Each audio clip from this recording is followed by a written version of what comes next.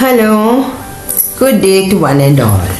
In this audio, I am doing the 8th poem, second language English. The poem is Off to Outer Space Tomorrow Morning. It's written by Norman Nicholson. This poem is about space voyage. Norman Nicholson, the famous poet, is an astronaut who shares his experience in his shuttle flight and travel to space. Norman Nicholson is from United Kingdom. He identifies himself as a poet. He has written regional geography, literary criticism, autobiography, and many novels. This poem, simple and sweet, talks about the excitement of an astronaut, the poet himself, when he is off on a journey to outer space, leaving behind all the routine work and life.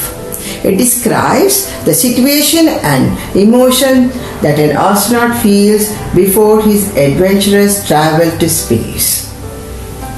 The poem also highlights the enthusiasm and eagerness of an astronaut as he prepares to head off or start on the space voyage.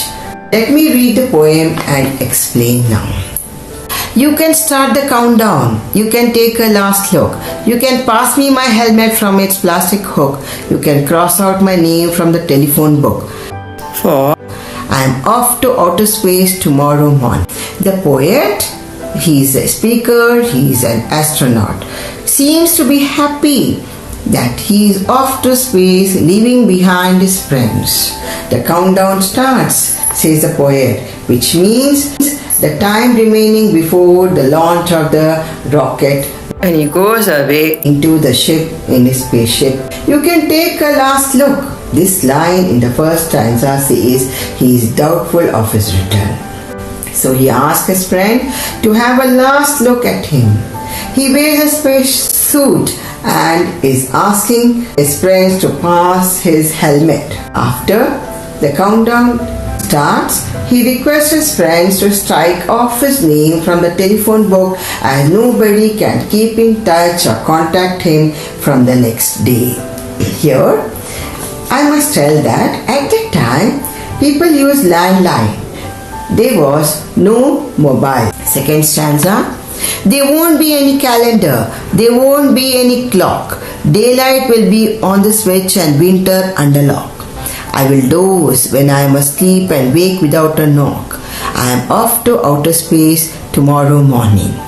The meaning of doze? Sleep. As the astronaut is sailing in the space, there won't be any difference between day and night. So, calendars and clocks are useless in space. There will not be any change of seasons. The poet would sleep when he feels sleepy, so in space there is timelessness. There is no concept of time. The calendars and clocks, day and night, does not exist in space. I will be writing no letters. I will be posting no mail. For with nobody to visit me and not a friend in hail, in solitary confinement as complete as any Gaul, I will be off to outer space tomorrow morning. In solitary confinement as complete as any Gaul is a simile here. Solitary means alone, confinement means imprisonment. Explanation of the third stanza is, the poet or speaker says he won't be writing any letter, nor will he receive any. There is none to visit him, nor anyone near him to talk in his spaceship. It means that the speaker is totally cut off from the world. It will be like imprisonment for him in the spacecraft. As we know, space is a boundless, vast and open. He cannot move freely round the space. The astronaut must remain inside the spacecraft and the capsule door is sealed. So the poet refers to his existence in the spacecraft as solitary confinement or living in a jail or imprisoned. Fourth stanza, when my capsule door is sealed and my space flight has begun. With teacups circling round me like the planets round the sun, I will be center of my gravity, a universe of one, setting off to outer space tomorrow morning. The fourth stanza, meaning sealed is shut. In space, there is no gravitational pull. Teacups will circle round the astronaut like planets that move around the sun. Here, the speaker wants to tell that the earth has gravitational force, so all things fall down due to gravitational attraction. But space does not have any gravitational force, so things do not fall down. They keep floating inside the spaceship.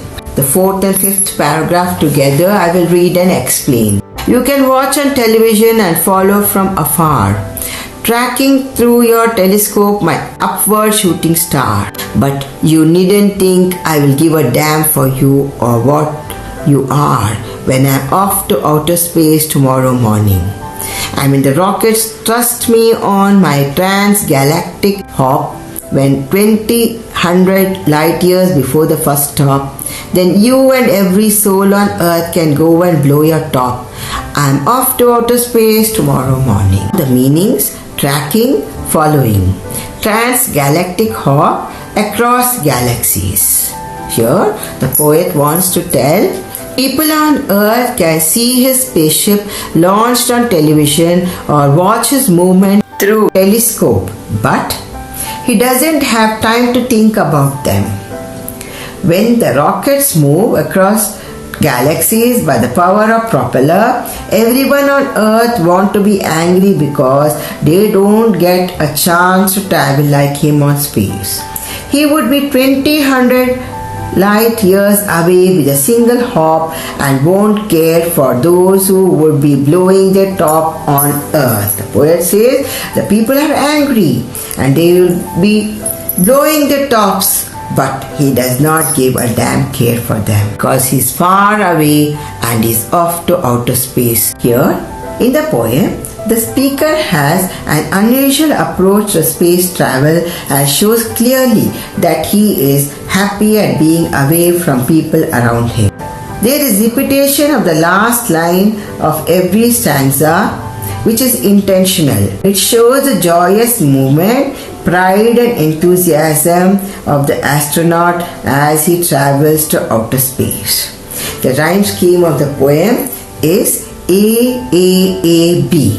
That is, look, hook, book is AAA and morning is B. Thank you. This is Padma. Stay safe and keep smiling.